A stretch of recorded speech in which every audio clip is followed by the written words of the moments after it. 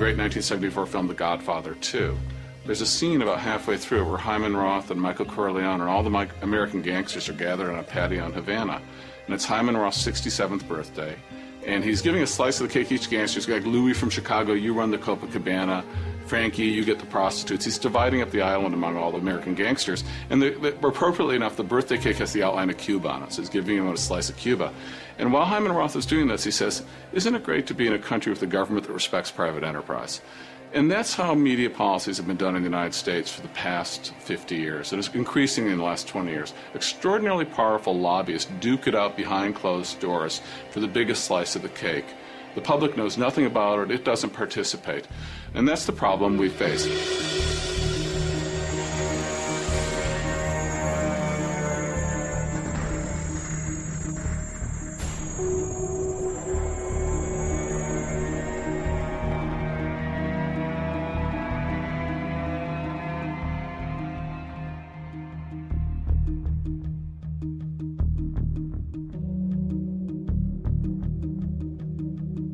Media is the nervous system of a democracy. If it's not functioning well, the democracy can't function. We're heading toward an election where most people are never going to be in a room with Kerry or Bush. What they learn about the candidates will be what the media shows them or tells them, decides not to show, not to tell.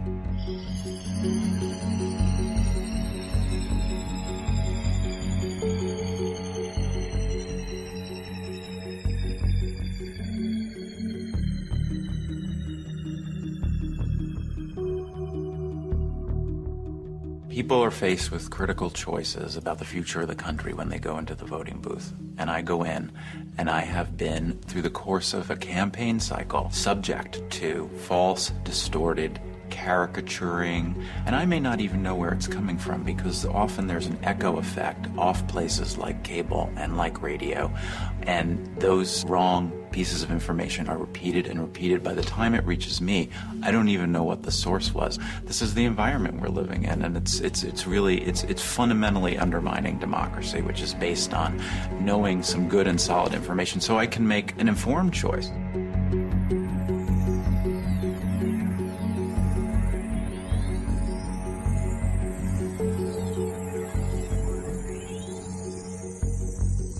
See the properties Rupert Murdoch owns around the world, the strong conservative point of view that those properties often reflect, it's different than ABC or CBS or NBC. Sure, they reflect a point of view, but not nearly as strong and not nearly as consistently from one ideological perspective.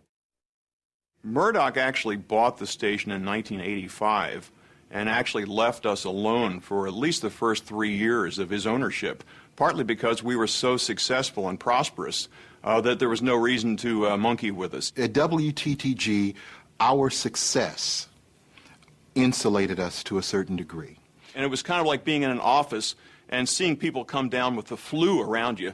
We knew the flu eventually might reach us, but we were hoping if we took enough vitamins that we'd never catch the flu. It was clear during those years that Murdoch, who had absolutely adored Ronald Reagan, adored him, had a lot of admiration for the group of Republicans that controlled Congress and certainly on Capitol Hill. We received an order from one of Murdoch's apparatchiks, if you will, that we should cut away from our newscast and start carrying a fawning tribute to Ronald Reagan that was airing at the Republican convention. We were stunned because up until that point we were allowed to do legitimate news, and suddenly we were ordered from the top to carry propaganda, carry Republican right-wing propaganda. There was a cultural underpinning to what Murdoch wanted. Race issues, AIDS. I constantly remember complaints that there was too much being done on AIDS. He also couldn't stand the Kennedys. Ted Kennedy was a longtime opponent of Rupert Murdoch. And one celebrated occasion, we were ordered to run a long, uncut piece from a current affair that was rehashing the whole matter of Chappaquiddick. It had zero news value. We were told you had to run this thing uncut. You could not even edit it down and just run a snippet of it. I think they evolved in later years especially after Roger Ailes took over and really got the Fox News Channel up and running, into a far more sophisticated kind of operation. What we saw in my era was really the birth of this sort of thing and the roots of what came later. It was quite clear when they founded the Fox network that they intended to be a conservative organization, beyond conservative, a far right-wing organization. I'd just like to say how delighted I am that we've now reached this moment when we can firmly announce the starting of a Fox News channel and a much greater effort on the build-up of Fox News in every area. We'd like to be premier journalists. We'd like to restore objectivity where we find it lacking, and certainly there could be that interpretation because of my background, but I left politics a number of years ago and have run a news organization for the last 2 years. So we just expect to do fine, balanced journalism.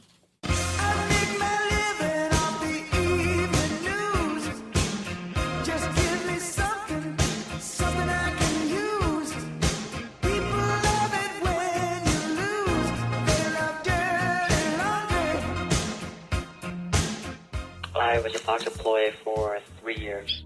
I worked in news. On air or behind the camera? I'd rather not answer that.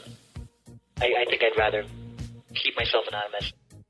You'll disguise my voice. Yeah, I've heard directly from folks, both as correspondents and as bookers, who've expressed very great reservations, almost as if they're being monitored by a Stalinist system, afraid to be seen talking to the wrong person or having the wrong kind of email exchange. You're either one of us or one of them. And in leaving Fox News, for example, there were a number of people at the organization, the head of the organization, tried to ruin my career simply because I was leaving, because I didn't leave on their terms, because I refused to sign a confidentiality agreement. That was another reason for them to try to keep me from getting my next job.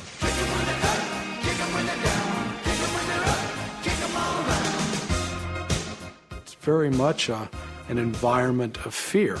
It was made very clear to us that our activities were being monitored, and if someone wasn't watching it live, they were at least recording it, and they would review it after the fact to see what we did. We weren't necessarily, as it was told to us, a news-gathering organization so much as we were a proponent of a point of view. Fox has already been successful in sort of branding me as somebody who can't be trusted, and as a result, I'm already sort of on thin ice regarding my current employer.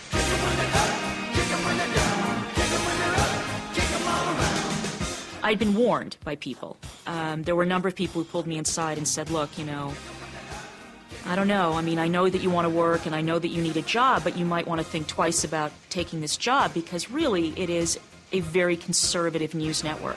Now that I've learned comedy writing at Fox News Channel, I guess I should be doing stand-up in the clubs.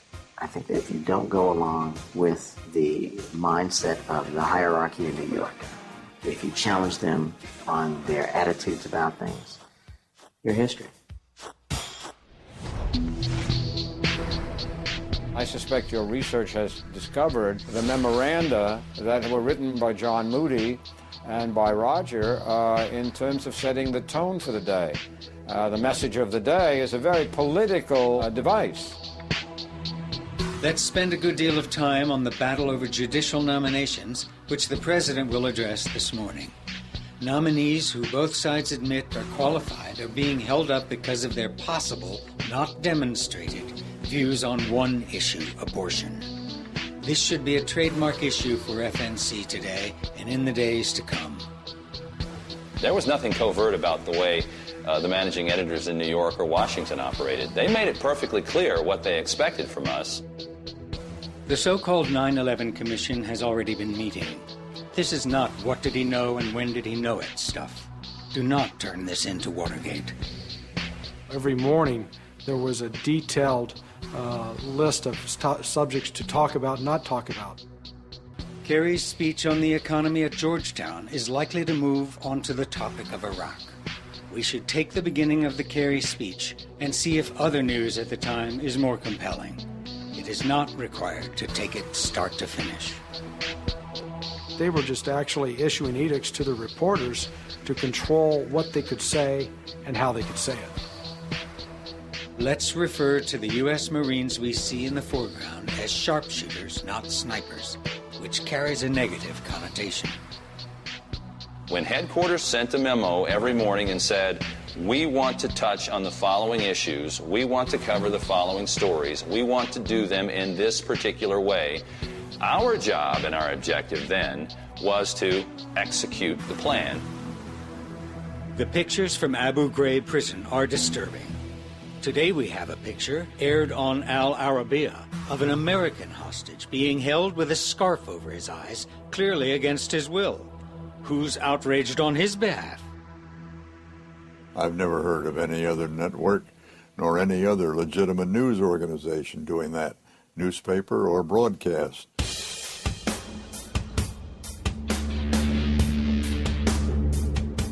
The real revolutionary breakthrough of Fox has been it's eliminated journalism. I mean, that's the thing to understand. What Fox News Channel has done is it's stripped out any notion of journalism as we've traditionally understood it from its product. There is no journalism at the Fox News Channel. What?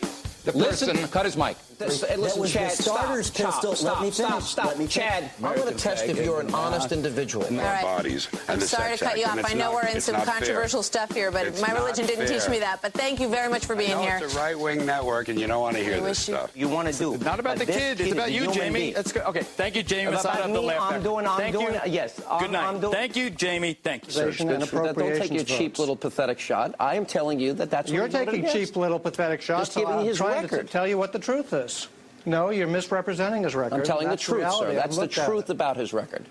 I understand what your position is not correct. I'd like to hear one single... You're on satellite radio, because you can't get on regular radio. Paula Evans, Winston-Salem, North Carolina. Bill, if you are so concerned about public figures being bad role models for children, please stop rudely interrupting your guests and telling them to shut up. Well, the shut up line has happened only once in 6 years, Ms. Evans. Well, I think that asking a student to stay in the closet in order to go to school is a lot like asking an African-American student. Want to know what I was doing? Shut up. Please don't tell me to shut up. As respect, why did you have to tell him you were an atheist if you didn't have any trouble reading the oath? Why didn't you just shut up? What Jimmy Carter should do is privately give Mr. Bush his opinion and shut up publicly.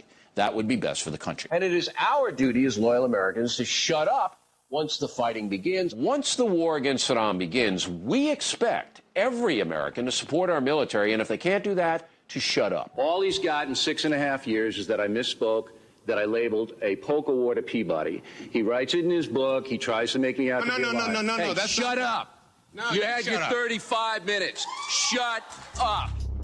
The techniques of odd polling and odd graphics of Democrats and weird banners in the lower third of your screen. These are all pretty sophisticated techniques, and they work in collaboration with the most genius marketing slogan in history, which is fair and balanced. So if you're the graphics department and you can put up a liberal flip-flopper as the chyron, hey, that's great, because the next time the graphics department has a discussion with management will say, oh, you guys have been doing a great job. Graphics are always moving in the background. They've sort of pioneered the use of the American flag as an icon of your news broadcast. So there's a lot of stuff that people come up with on their own, which in other news organizations, you'd never think of coming up with some of the stuff, much less even putting it on the air. But at Fox News, there's sort of you're rewarded for pushing the envelope. And if you're pushing the envelope against a Democrat and in support of a Republican, that's great. The problem comes if you try to push the envelope or, God forbid, should put in some sort of similar sort of style or approach to Republican, then you get yourself in trouble. Probably 1999, I created the Fox News Alert. We were striving to accomplish a sense of urgency. Urgency in the sense that what was about to be delivered after the Fox News Alert was very important. Quote-unquote shocking news, specifically Columbine,